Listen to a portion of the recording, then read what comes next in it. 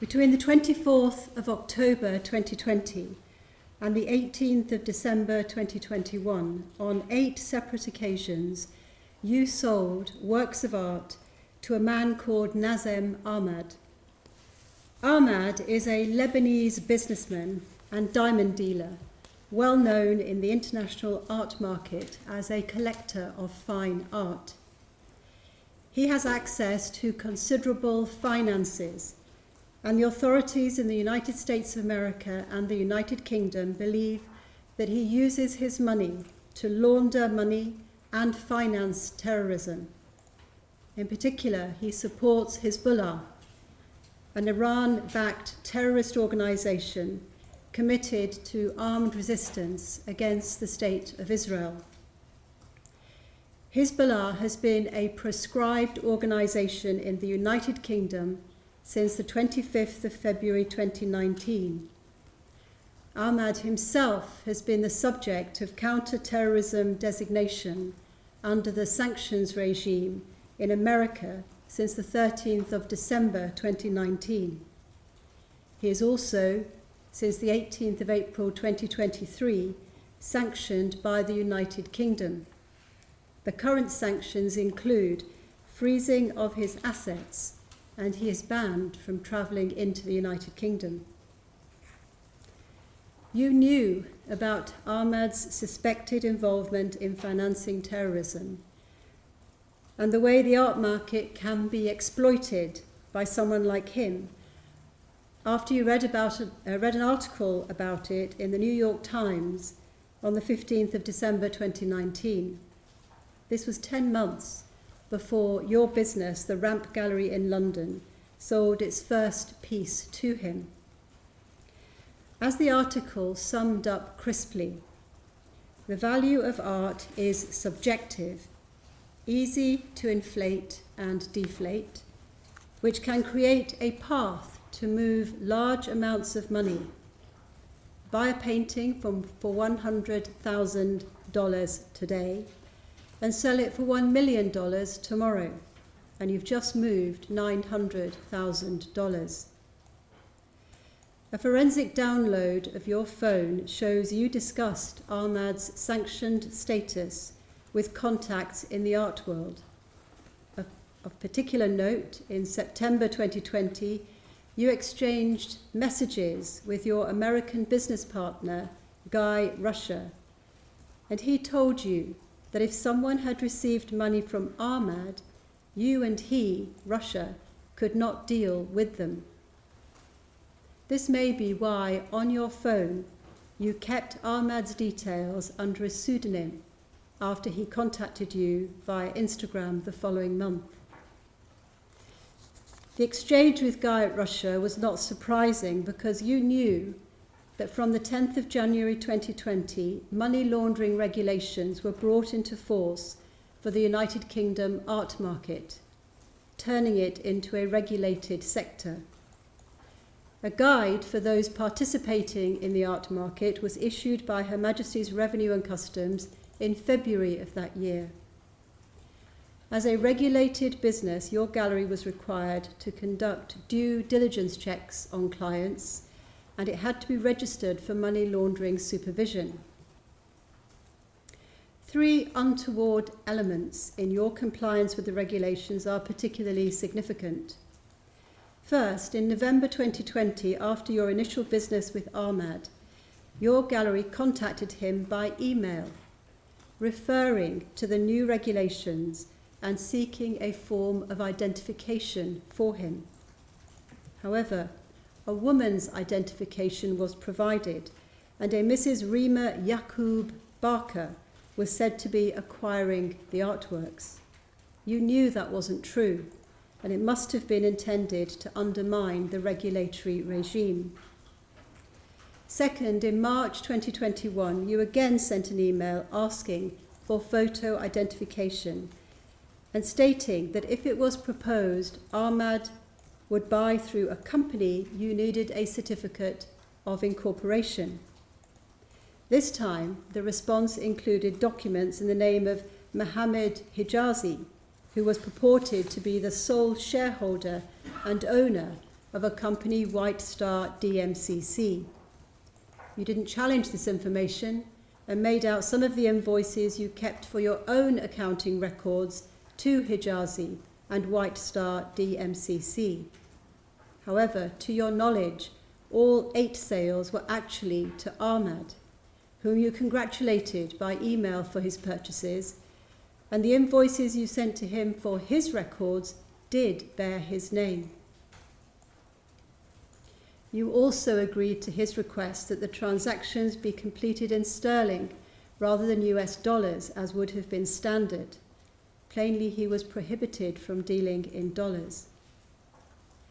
Third, Ramp Gallery used the services of a specialist platform that assists businesses such as yours to comply with regulation, our Carta. Ramp Gallery had a number of interactions with our Carta in 2021, and your own emails to them indicate that you were aware of how suspicious activity reports should be made and how risk assessments were to be completed, but you never completed one for Mr Ahmad, nor for Mohammed Hijazi, who our Carta checks flagged as an amber risk. In September that year, you inquired with our Carta whether if you were selling to a company, you needed to risk assess and approve both the company and the individual. You were told it was both. The total paid for the work sold to Mr Ahmad was just under £140,000. The art was transferred to Dubai or Lebanon. The investigation into Mr Ahmad's activities in America uncovered your business relationship, and information was provided to the British authorities. When you were first arrested and interviewed on the 18th of April 2023, you gave a false account. You pretended you had done business with a man called Nazem, but you didn't know his surname, and only understood it was Mr Ahmad after you had ceased dealing with him. In a subsequent interview in July, you corrected that and expressed regret for what you had done in seeking the kudos of dealing with an eminent name in the collecting world and the reputational boost that it gave to your gallery. Less convincingly, you also claimed that you thought you only had to check the status of Ahmad's company rather than the individual behind it. And Ahmad's White Star DMCC company was green-lighted by Carta. By your guilty pleas to offences contrary to Section 21A of the Terrorism Act 2000, you have accepted the elements of the offence. They are that in business in the regulated sector, you knew or suspected that you were dealing with a customer, Ahmad, who had committed terrorist financing offences, and you did not disclose the information you had to the authorities as soon as practicable. This part of the Terrorism Act 2000 is designed to help prevent those engaged in funding terrorism from using professional services available in this country with impunity.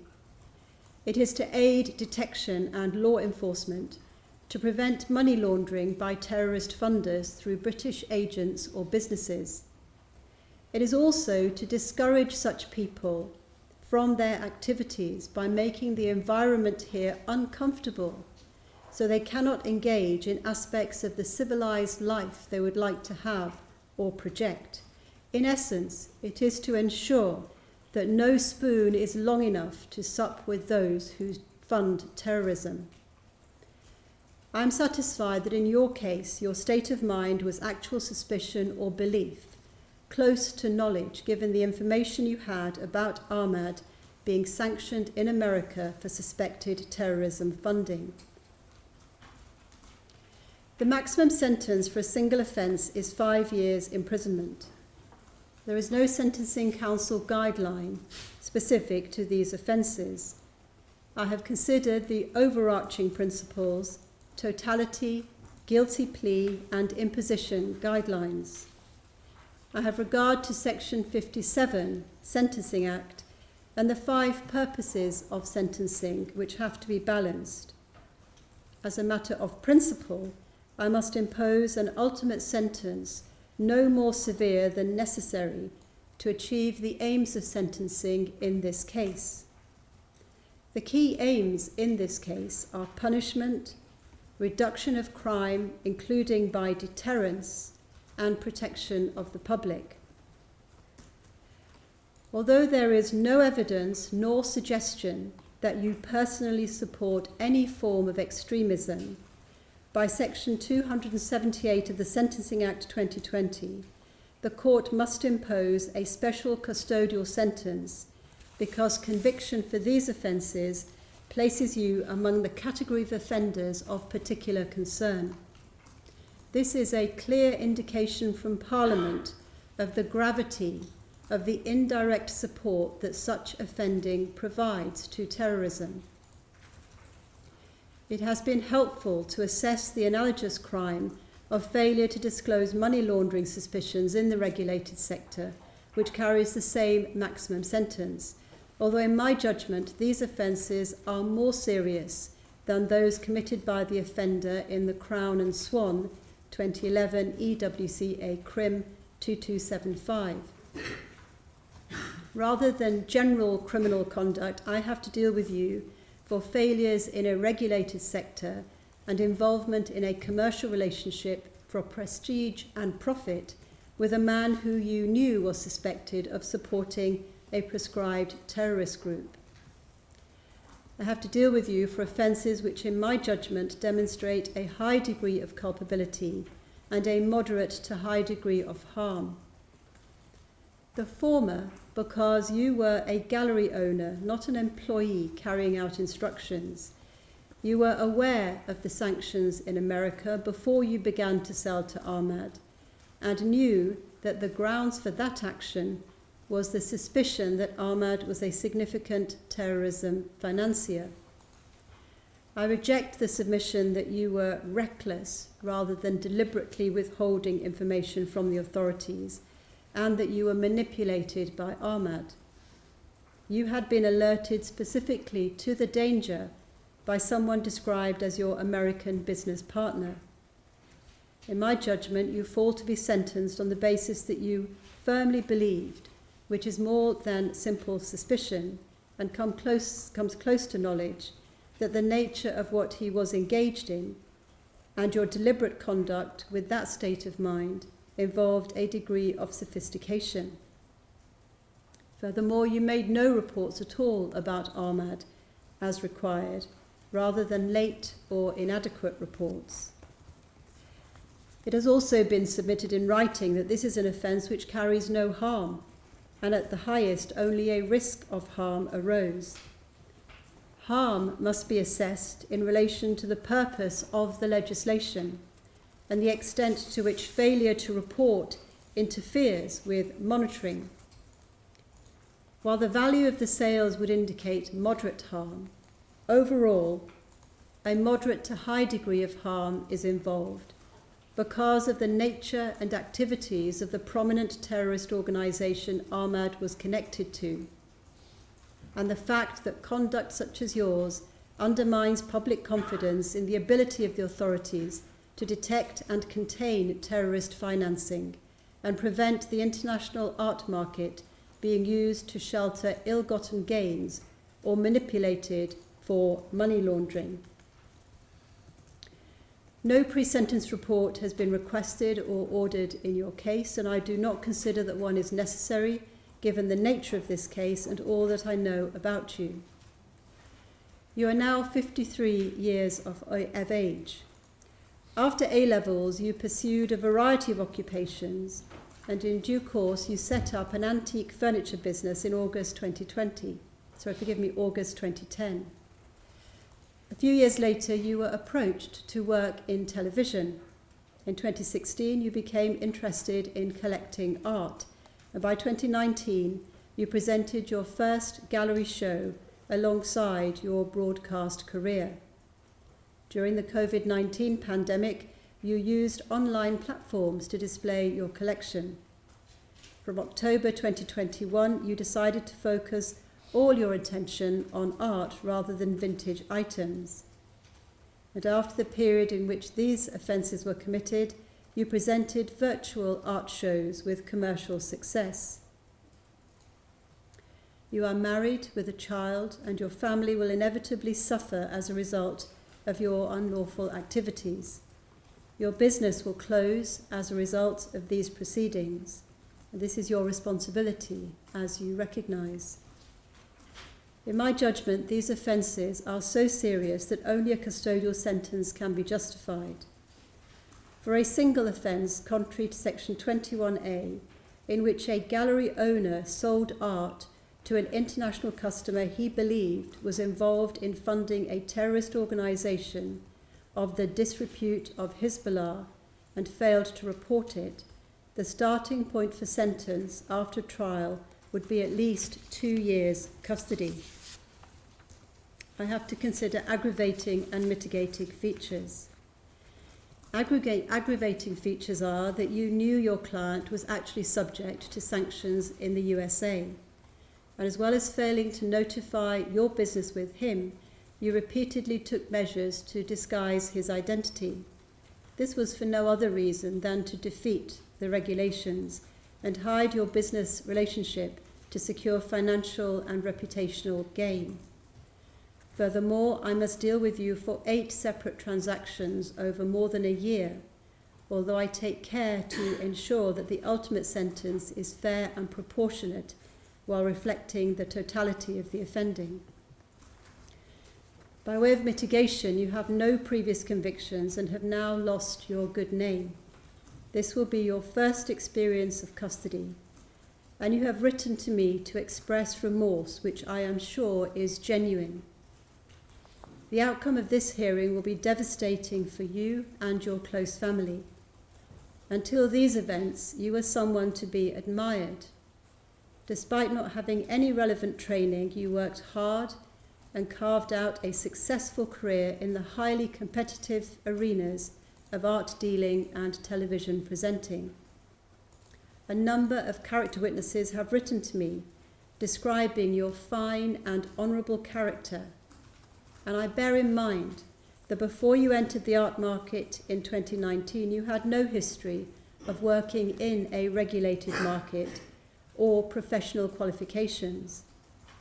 There is no evidence that any of the pieces you sold Ahmed were sold on again swiftly at inflated values, and indeed your sales contract sought to prevent an onward sale within 3 years.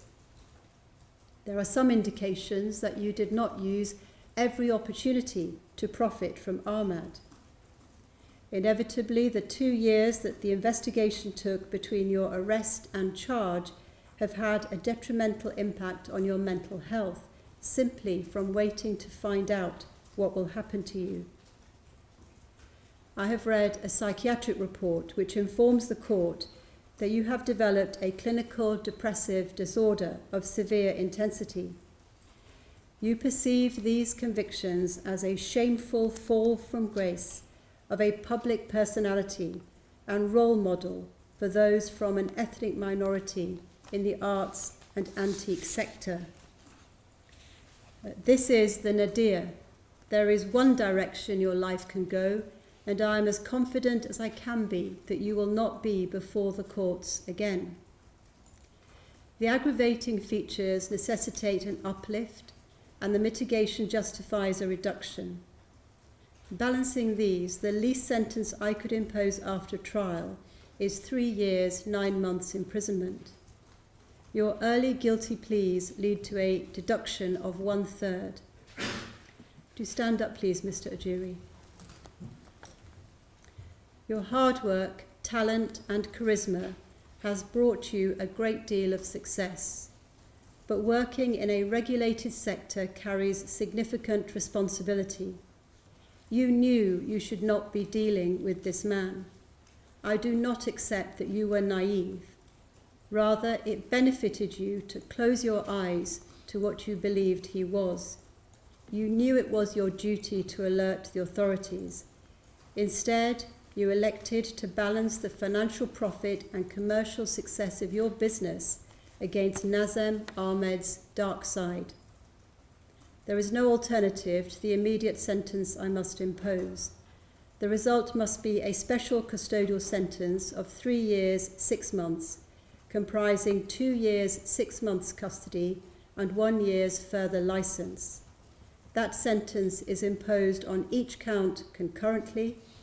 It means that the Secretary of State will refer your case to the parole board not before the expiry of 2/3 of the custodial term. I do not impose the statutory surcharge pursuant to Section 15, subsection 2 of the Proceeds of Crime Act 2002 because I postpone confiscation proceedings and set the timetable as agreed between the parties. I make a Section 8 POCA order and I direct this case is to be listed for hearing before the end of the Michaelmas term. I direct that the psychiatric report from Dr. Alcock must go with Mr. Ojiri today. That's all. Thank you. You may go down.